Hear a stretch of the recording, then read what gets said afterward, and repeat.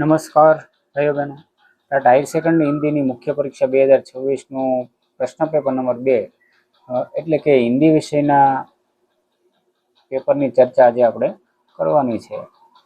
એક model paper તમારી સમક્ષ રજૂ કરી રહ્યો છું.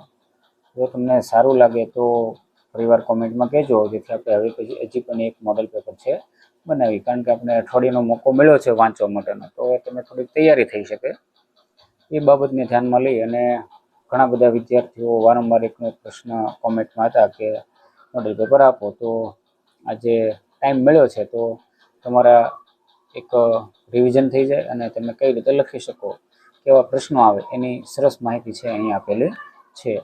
છેલ્લા દિવસોમાં લેખન કાર્ય કરવું જરૂરી છે. તમે સૌથી વધારે 90+ માર્ક લાવી શકો એવા પ્રશ્નો આપેલા છે, અને ખાસ કે એમાં પ્રશ્નો થોડાક મેં સ્વાધ્યાય કરતાં કંઈક અલગ પ્રકારના બતાવેલા છે આપણા પાઠ્યપુસ્તકના, પણ થોડોક એમાં ફેરફાર કર્યો છે. કદાચ પરીક્ષામાં એ ફેરફાર સાથે પણ આવે તો તમે લખી શકો તેવી એક આશા હતી, એટલે તમારા થોડાક પ્રશ્નો ફેરવ્યા છે, તો એ પ્રમાણે જોજો. અને બીજું કે આપણી પદ્ધતિ અને બીજા વિષયની PDF જોતી હોય તો વોટ્સએપમાં આપણે અગાઉ કીધેલું છે એ રીતની તમે કહી અને જે નવા છે તે આ PDF લઈ શકશે, એટલે કે પદ્ધતિની અને વિષય વસ્તુની. તો એ બધી ચર્ચા તો એક બાજુ છે, કારણ કે સમય નથી. જોઈએ આપણે આ પ્રશ્ન પેપર એટલે કે મોડલ પ્રશ્ન પેપર નંબર 4. આ મોડલ પેપરની અંદર વિષય વસ્તુ એવં વિષય પદ્ધતિ સજ્જતાના આધારે આખું છે. એમાં પ્રશ્ન 1 થી 4 આપેલા હોય છે. એમાં પહેલો પ્રશ્ન એ છે કે નીચે दिए गए 7 प्रश्नों का उत्तर 150 से 180 शब्दों में लिखिए. એટલે કે 7 પ્રશ્નો છે, 5 માર્કના છે, 35 માર્ક એના છે. એમાં કેવા કેવા પ્રશ્નો આવે છે? તો પહેલો પ્રશ્ન એવો છે કે कबीर के अनुसार हिंदू और मुस्लिम दोनों धर्मों में किस प्रकार का अज्ञान और बाह्य नंबर व्याप्त है? पद के आधार पर समीक्षा कीजिए. જે સાહિત્યમાં કંઈક અલગ છે ને મેં પણ અલગ રીતે બતાવ્યું. કદાચ તમે આ રીતે પૂછે તો તમે લખી શકો. બીજો પ્રશ્ન છે बनिष्ठ हिंसा के एक सादा सरल जीवन ज्यादा काम आता है लोगों को पुरानी चीजों के पक्ष में कविता के संदर्भ में इस पंक्ति का आशय स्पष्ट कीजिए. तीजो प्रश्न है रोजगार पर जाते समय वंशीधर के पिता द्वारा दी गई दुनियादारी और ऊपरी आय से संबंधित नसीहतों का आलोचनात्मक मूल्यांकन कीजिए. चौथा प्रश्न व्याकरण शिक्षण के अंतर्गत आगमन विधि और निगमन विधि में क्या अंतर है? आगमन विधि के 4 मुख्य सोपानों का उदाहरण से समझाइए. ત્યારબાદ પાંચમો પ્રશ્ન છે अकेली कहानी की मुख्य पात्र सोमा बुआ के पारिवारिक जीवन में एकांकीपन और उनके पति के रूखे व्यवहार की मर्मस्पर्शी समीक्षा कीजिए. छठो प्रश्न है भारत श्री रत्न भरत कविता के संदर्भ में बालक भरत की अद्भुत निर्भीकता और सिंह शावक के साथ उसकी क्रीड़ा का सविस्तार वर्णन कीजिए. सातवां प्रश्न जवाहरलाल नेहरू के अनुसार भारत माता का वास्तविक स्वरूप क्या है और भारत माता की जय का नारा हमें किस सेवा के लिए प्रेरणा देता है?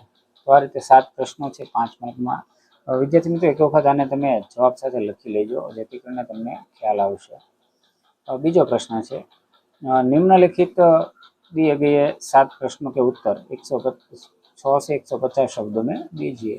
तो એટલે કે 7 પ્રશ્નો છે, આમ ફરજિયાત બધા લખવાના છે. 4 માર્કનો એક છે એટલે 28 માર્કનું થશે. એમાં પહેલો પ્રશ્ન भाषा कौशल के अंतर्गत श्रवण कौशल का अर्थ स्पष्ट कीजिए तथा स्वस्वर वांचन और मौन वांचन के पारस्परिक अंतर एवं महत्व पर प्रकाश डालिए. बीजो प्रश्न रोजगार हेतु आवेदन करते समय स्ववृत्ति की क्या आवश्यकता होती है? इसमें कौन कौन सी शैक्षणिक और व्यावसायिक जानकारी शामिल करना अनिवार्य है? तीजो प्रश्न कृष्ण भक्ति के पद के आधार पर व्रज में श्री कृष्ण द्वारा गोपियों और राधा के साथ खेली जाने वाली होली के उल्लासपूर्ण वातावरण का वर्णन कीजिए. चौथा प्रश्न है लेखक के अनुसार मानव जीवन में विस्मृति को प्रकृति का एक महान गुण और अमूल्य वरदान क्यों कहा गया है? पांचवा प्रश्न एस.सी. मॉरिसन द्वारा प्रतिपादित इकाई विधि से क्या तात्पर्य है? मॉरिसन के अनुसार इसके 5 गुण 5 मुख्य सोपानों को स्पष्ट कीजिए. छठवा प्रश्न नमक का दारोगा कहानी के आधार पर मुंशी वंशीधर की कर्तव्यनिष्ठा और पंडित अलोपीदीन के चारित्रिक गुणों की विवेचना कीजिए. सातवां प्रश्न है लेखक ने गांधी जी के सादगीपूर्ण बिस्तर को बड़े बड़े रत्न जड़ित सिंहासनों से भी अधिक गौरवशाली और महान क्यों माना है? तो आ पण 7 प्रश्नों था। तो तीजो प्रश्न है, नीचे दिए गए 11 प्रश्नों के उत्तर दीजिए। એટલે કે 11 પ્રશ્નો 2 માર્કનો એક પ્રશ્ન એટલે 22 માર્કનો છે આ વિભાગ। पहला प्रश्न, प्रयोजनमूलक हिंदी का शाब्दिक अर्थ क्या है और इसकी भाषा की क्या विशेषता होती है? बीजो प्रश्न, कबीर के अनुसार हिंदू और मुस्लिम दोनों धर्मों के लोग किस प्रकार के बाह्य नंबरों में लिप्त होकर वास्तविक ईश्वर से दूर हो गए हैं? तीजो प्रश्न, लेखक रामवृक्ष बेनीपुरी ने महात्मा गांधी के साधारण बिस्तर को बड़े बड़े रत्नजड़ित सिंहासनों से अधिक गौरवशाली क्यों माना है? चौथा प्रश्न, समस्या समाधान विधि के 2 लाभ और 2 सीमाएं बताइए। पांचवा प्रश्न है, उपभोक्ता संरक्षण अधिनियम के तहत उपभोक्ता कौन है और उपभोक्ता न्यायालय में शिकायत कौन दायर कर सकता है? छठा प्रश्न, नमक विभाग के दरोगा मुंशी वंशीधर ने पंडित अलोपीदीन को क्यों हिरासत में लिया था? सातवां है, मुकदमे में पंडित अलोपीदीन की जीत और कर्तव्यनिष्ठ वंशीधर की हार के मुख्य कारण क्या थे?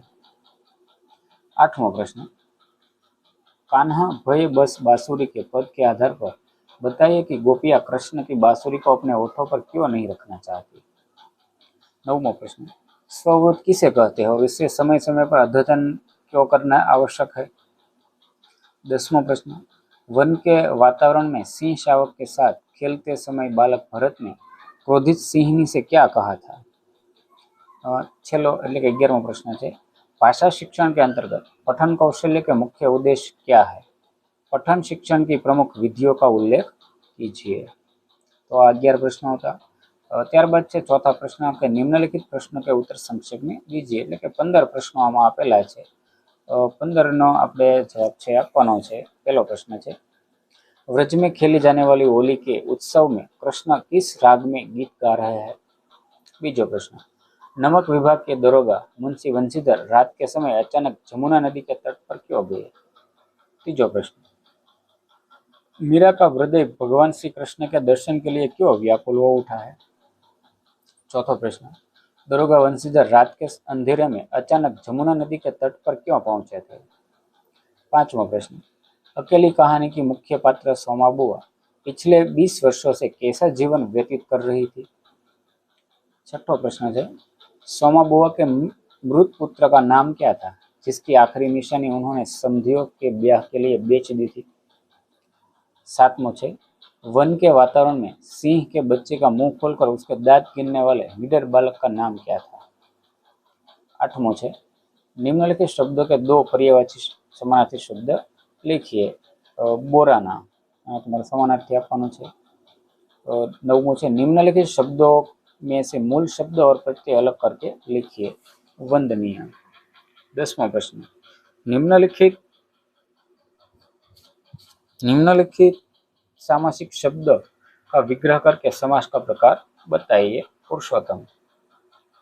11वां है, पुरानी चीजों के पक्ष में कविता के अनुसार सड़कों पर आज भी साइकिल चलाना क्यों सबसे अधिक सुविधाजनक माना जाता है? 12वां है, जवाहरलाल नेहरू जब जाट मर्दों और औरतों के बीच पहुंचे तब लोगों ने नेहरू जी का स्वागत किस नारे से किया? 13वां प्रश्न, शिवजी का धनुष टूटने पर परशुराम के अत्यधिक क्रोध को बढ़ते देखकर श्री राम ने उसे शांत रहने के लिए क्यों कहा? 14वां है, व्याकरण शिक्षण की आगमन विधि, इसके बारे में लिखना है। और 15वां है आखिरी, वाणिज्यिक हिंदी से क्या तात्पर्य है? तो आ रीते विद्यार्थी मित्रों 15 प्रश्नों आना था અને આખું પેપર છે આ રીતે બનાવેલું છે। પ્રશ્નો કંઈક તમને સારા લાગે અથવા કંઈ થોડો ઘણો ફેરફાર હોય તો કોમેન્ટ અવશ્ય કરજો। એકનો પ્રશ્ન 2 વખત આવ્યો તો પણ મને જણાવજો, કારણ કે થોડો કદાચ ફેરફાર બને ત્યાં સુધી નહીં થયો અથવા થયો હોય તો તમે કહી શકશો। આવા જ વિડીયો છે આપણે મૂકતા હોઈએ છીએ આપણી ચેનલમાં, જે નવા છે એ જોઈ શકે। અને જો તમે ઈચ્છતા હો તો હજી પણ આ પૂરું થાય પછી બીજું એક છે મળશે અને આની પીડીએફ પણ હું તમને છે આપી દઈશ। તો હવે મળીએ આપણે નવા વિડીયોમાં, કારણ કે પરીક્ષા ખૂબ નજીક છે એટલે વધારે સમય છે આપણે ખોટો ફાલતુ છે વગાડવો નથી। અને બીજું જો તમારે મોડલ પેપર જોતું હોય 5મું તો અવશ્ય કોમેન્ટ છે કરજો, જેથી કરીને મને ખ્યાલ આવે કે વિદ્યાર્થીઓ હજી ઈચ્છે છે, કારણ કે જેટલી પ્રેક્ટિસ કરીએ એટલે આપણે હિતમાં છે હોય છે. તો મળીએ હવે નવા વિડીયોમાં.